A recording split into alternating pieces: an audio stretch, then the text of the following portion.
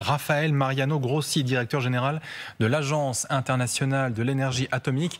Merci à vous d'être sur LCI cet après-midi dans le club. On a beaucoup de questions à vous poser parce que déjà, il y a cette centrale nucléaire de Zaporizhzhia qui nous inquiète. On avait annoncé l'évacuation de civils dans 18 localités autour de cette centrale. On nous informe désormais par certains articles, notamment américains, que désormais, c'est une partie du personnel de la centrale qui doit être évacuée. Je crois 3/4 du personnel. Est-ce que c'est une information que vous confirmez déjà ? Non. D'abord, toujours un plaisir de parler avec vous. Laissez-moi donc donner quelques précisions. C'est vrai que pendant le week-end, il y a eu des ordres des autorités russes sur place pour commencer une opération d'évacuation. Évacuation pour l'instant volontaire du personnel ou des civils qui habitent les villages de Energodar. Vous savez, les villages d'Energodar est situé plus ou moins à 5 kilomètres de la centrale nucléaire. Et normalement, selon la tradition, ce sont des petits villages un peu satellites qui étaient créés à l'époque soviétique pour héberger les personnels et leurs familles. Donc c'est là que la plupart des gens, des habitants de ces villages sont liés d'une manière ou d'une autre à la centrale. Et donc, oui, c'est vrai, il y a eu un début d'évacuation. Je dirais que pas la totalité de la population, c'est pas la totalité de la population du village qui a participé ou qui s'est prêté ou qui a accepté cette offre d'évacuer le village. Et samedi soir, dimanche matin, j'ai donné instruction à mon équipe. Vous savez que l'AIEA a une équipe d'inspecteurs et des experts de sécurité et de sûreté nucléaire en permanence sur le site de la centrale. On a demandé le permis de nous rendre dans le village et on a pu regarder un peu la situation et donc je peux confirmer ça. Pour ce qui concerne la deuxième partie de vos propos à propos d'une éventuelle évacuation concernant le personnel de la centrale, comme j'ai dit tout au début, non, on ne peut pas confirmer ça. En tout cas, de nos entretiens avec le personnel et le management, pour ainsi dire, russe de la centrale, ils confirment que pour l'instant, il n'y a pas d'ordre d'évacuation du personnel de la centrale. Ceci dit, je vais vous clarifier, la situation est vraiment préoccupante. Une ordre d'évacuation ou une invitation à évacuer, évidemment, n'est pas banale. Elle confirme ou peut-être préannonce des activités ou des actions militaires sur un site ou une région ou sous-région qui fait déjà l'objet de beaucoup de préoccupations. Vous savez que depuis des mois, j'essaye d'obtenir la protection de cette centrale de Zaporizhzhia. Donc je multiplie à ces moments mes contacts avec les gouvernements russes et les gouvernements ukrainiens afin d'arriver à des mesures de protection. Malgré tout, pour l'instant, tout ça ne fonctionne pas encore. Il n'y a pas de zone dénucléarisée, démilitarisée, je ne vais pas y arriver. Merci. Autour de cette centrale. En tout cas, toujours est-il que dans cette centrale, on le sait, il y a beaucoup moins d'employés qu'avant. On est passé aux alentours, s'il n'y a pas d'évacuation, 4000 personnes, là où 11 000 personnes travaillaient avant. Est-ce que ça aussi, c'est de nature à vous inquiéter ? Certains sont toujours sous contrat ukrainien, d'autres maintenant sous contrat russe, donc c'est-à-dire 2 entreprises qui cohabitent, plusieurs, même 4, je crois. Est-ce que cela est aussi de nature à vous inquiéter, le fait que la centrale tourne avec... Là, vous combinez deux problèmes différents qui sont réels, mais ils sont 2 problèmes différents. Le premier, c'est la question du personnel et le nombre du personnel et de staff qui travaillent dans la centrale. Vous avez bien dit, en temps de paix, en temps normal, cette centrale avait aux alentours de 12 000 personnes. Donc c'est une grosse centrale, vous savez, 6 réacteurs, donc vraiment des milliers d'employés.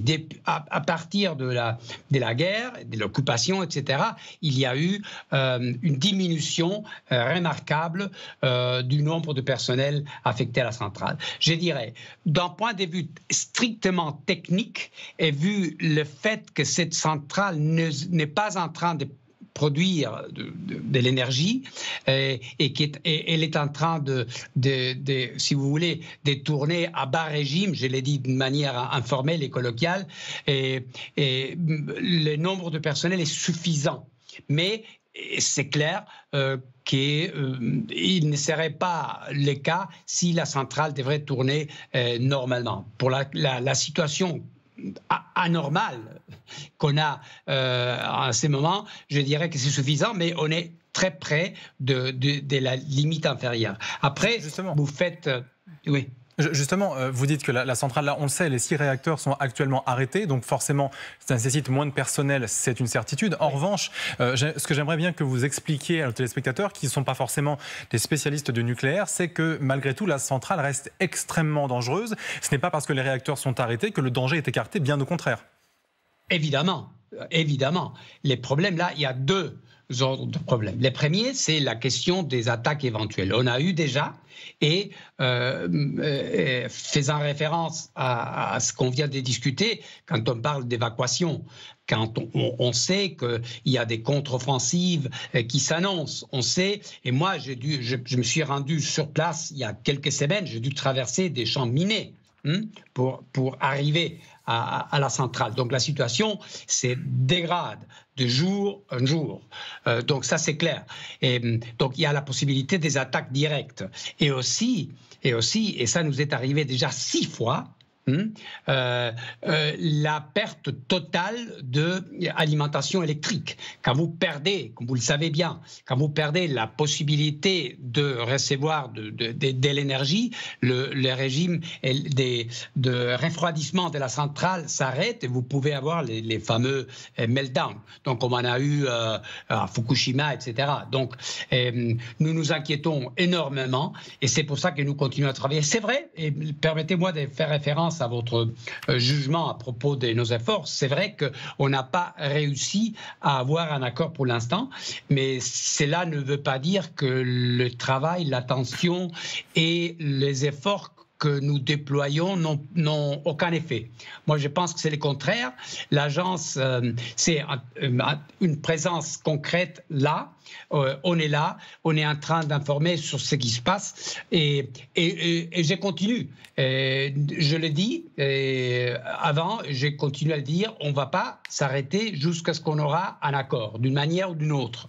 Et donc, nos efforts, j'espère, donneront de fruits plus tôt que tard, j'espère. Raphaël Mariano Grossi, vous le savez aussi bien que moi, il y a une contre-offensive ukrainienne en préparation. Est-ce que vous arrivez à avoir un relais, quelqu'un avec qui dialoguer pour dire en fait, attention, si une contre-offensive ukrainienne doit avoir lieu dans cette région, il faut absolument épargner cette centrale, faire en sorte que les combats ne puissent même pas la toucher de près ou de loin. Est-ce que vous avez un relais, un interlocuteur à ce sujet-là?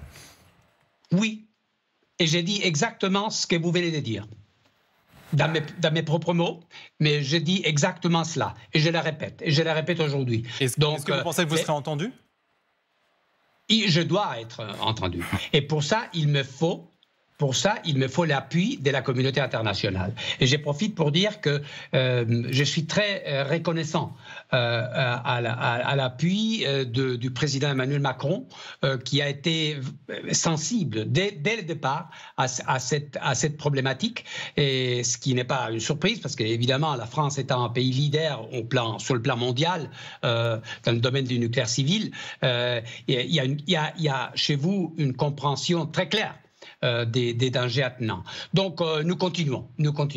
J'ai une question aussi à vous poser sur le rôle de l'AIEA. On trouve ici tous à LCI, parce qu'on brasse cette actualité ukrainienne, russe depuis maintenant un moment, on sait que c'est un conflit extrêmement important, on sait le travail remarquable que font vos équipes, notamment à Zaporijia dans cette centrale, pour essayer de faire remonter les informations, savoir un petit peu quelle est la teneur du danger aujourd'hui. Malgré tout, est-ce que vous n'avez pas à certains moments une certaine forme de frustration parce que vous constatez beaucoup, mais vos moyens d'action concrète sont beaucoup plus limités? Est-ce que c'est pour vous une source de frustration? Mais la frustration me mène à insister. Toujours, encore et toujours, encore et toujours. Concernant les suites de ce combat entre l'Ukraine et la Russie, est-ce que vous craignez que d'autres centrales puissent être visées? Est-ce que vous craignez que le nucléaire, ce soit une ficelle que veuille tirer Vladimir Poutine avec son armée pour essayer de faire peur à la population locale? J'espère pas, ça serait aberrant. De militariser ou d'utiliser des centrales nucléaires comme des cibles. Et c'est ça qu'il faut préciser. Vous le disiez tout à l'heure, je crois très justement. Les faits qu'il y a des opérations militaires, j'ai une opinion personnelle comme citoyen, mais ce n'est pas dans mon mandat de négocier la paix en général. Je m'occupe de la centrale. Et ce que je dis, ce que j'ai expliqué aux autorités militaires de deux côtés, que pour prévaloir, pour vaincre, pour faire n'importe quoi sur le plan militaire dans cette région-là, c'est pas nécessaire de créer un accident nucléaire radiologique avec des conséquences terribles. C'est pas nécessaire. Donc, et ça peut être le cas. Donc, c'est pour ça que il faut, et c'est un peu, si vous voulez, donc ma responsabilité, mon devoir de présenter toujours des initiatives crédibles, parce qu'évidemment, on peut dire créer une zone démilitarisée. Vous le dites bien, c'est pas possible. À un moment, on est en combat actif. Donc, démilitariser toute une région, ça serait utopique. Mais ce qui n'est pas utopique, c'est de se mettre d'accord sur le fait qu'il ne faut pas attaquer une centrale nucléaire. Et je crois et j'espère que, de part et d'autre, on arrivera à ce principe. Il ne faut pas, c'est pas nécessaire qu'ils ne se mettent pas d'accord entre eux. Il suffit qu'ils soient d'accord avec moi. Bon, si c'est entendu, merci encore. Et je précise que vous prononcez démilitariser beaucoup mieux que moi, quand bien même c'est parfaitement ma langue natale à moi. En tout cas, merci à vous pour cette interview. Merci beaucoup d'avoir exprimé votre point de vue en français. On vous souhaite évidemment beaucoup de courage à vous et à vos équipes, notamment à Zaporijia, pour continuer à faire remonter toutes ces informations.